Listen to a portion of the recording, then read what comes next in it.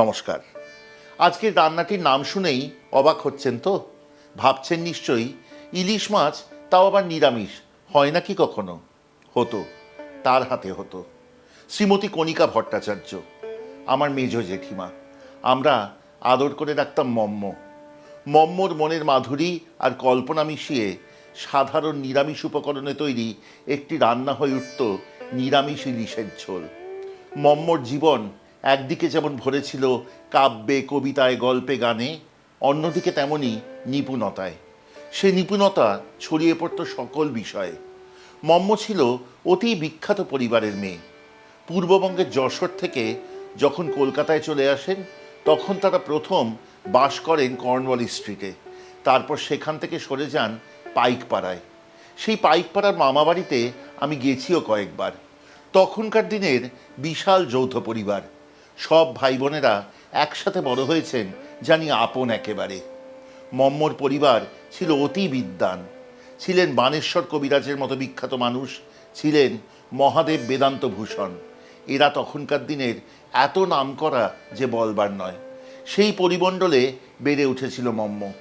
মম্মর যখন বিয়ে হয় আমাদের পরিবারে, তখন মম্মর সাথে নিয়ে আসে রবীন্দ্রনাথ, গান এবং রান্না। মম্মর হাতের রান্না ছিল অতি সুন্দর। সাধারণ আলু চচ্চড়িও তাঁর হাতে হয়ে উঠত অমৃত সমান। আমাদের বিরাট যৌথ পরিবার, সবার রান্না করার ভার ছিল আমার জেঠিমাদের ওপর। তারা সকালবেলা উঠে একসাথে রান্না করতে বসতেন। সে দৃশ্য দেখেছি কতবার।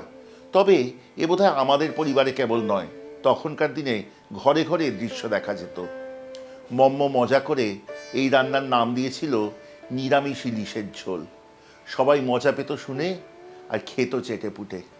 আজকে শিখব সেই রান্না। মম্ম চলে গেছে, ফেলে রেখে গেছে সেই নিরামিষ ইলিশের ঝোল। চলুন শিখি।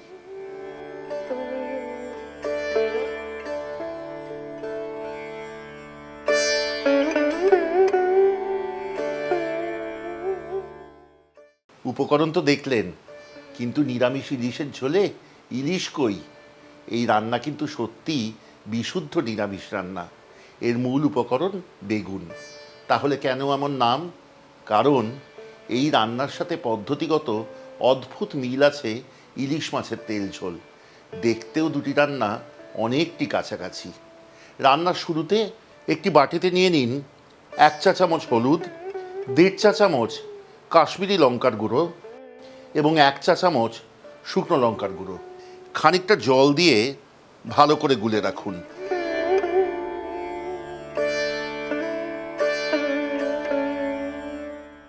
তারপর লম্বা ফালি করে কাটা যে বেগুন, তাতে নুন হলুদ মাখিয়ে সর্ষের তেলে হালকা ভেজে তুলে আলাদা রাখুন।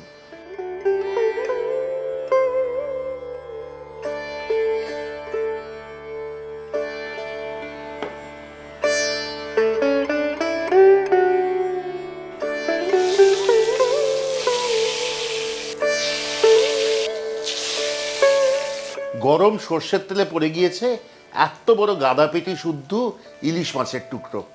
তার তলার দিকে আবার বেরিয়ে আছে পাখনার খানিকটা। ফালি শুদ্ধ বেগুন ভাজা হচ্ছে। খুব অল্প ভেজে তুলে নিয়ে আলাদা রাখবো। তারপর যাব তেল ঝোল তৈরির কাজে।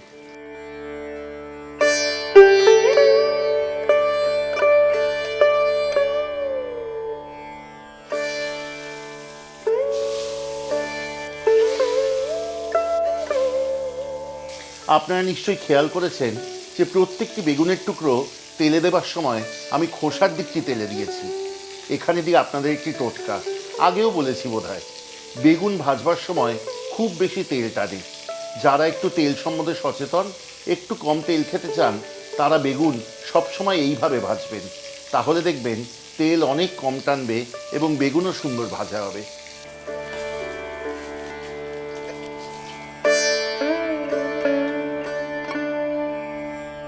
এবার কড়াইতে যে অবশিষ্ট তেল আছে তাতে দিয়ে দিন কালো জিরে আর মাথা চেরা কাঁচা লঙ্কা ফোড়ন।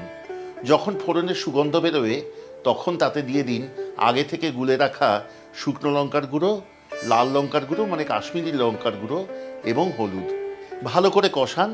মশলা তেল ছাড়লে সাবধানে ছেড়ে দিন বেগুনের টুকরোগুলি এবং স্বাদ অনুযায়ী নুন। অল্পক্ষণ এপিটোপিট করে তারপর ঢেলে দিন খানিকটা জল।